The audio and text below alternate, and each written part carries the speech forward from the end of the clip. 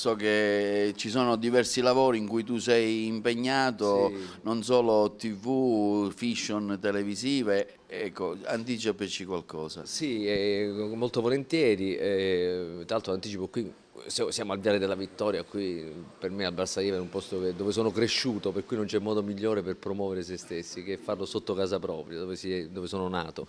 E qui dal Viale dico che ci sono due fiction importanti alle quali sto partecipando, una per Canale 5 che è Squadra Mobile,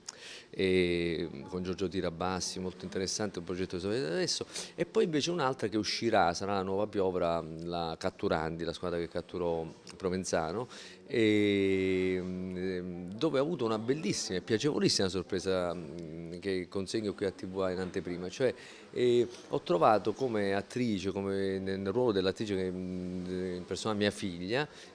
una ragazza di Favara, per cui la cosa mi ha fatto molto piacere, è stata una coincidenza, il padre di Agrigento e la figlia di Favara, che sia un inizio di grande unità, diciamo, della provincia di Agrigento. Selenca Ramazza, che è bravissima, e in questa fiction saremo appunto io il commercialista di Alessio Boni, che è il protagonista, e lei mia figlia, Sonia, per cui è una bellissima cosa. Poi altre cose, sono in giro con il Vantone di Pasolini, con Ninetto Davoli, che speriamo di portare tra questi progetti fuori dalle mura alla Valle dei Templi quest'estate, e poi un progetto sul quale ancora mantengo il riservo perché è una cosa un po' particolare, che si occuperà anche di disagio sociale, in un momento in cui si parla tanto di abbattimento, leggo anche sui network, dove anzi ringrazio gli agrigentini che mi scrivono tantissimo sui network.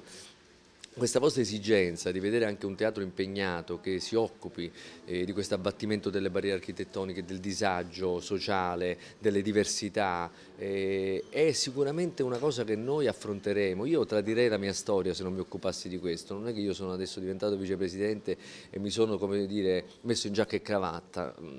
a parte che non si potrebbe fare con questo tempo, è troppo freddo, ma a parte quello, ecco, la metafora della giacca e cravatta non mi interessa, io sono sempre quello di prima. Per me il teatro è anche uno strumento enorme diciamo,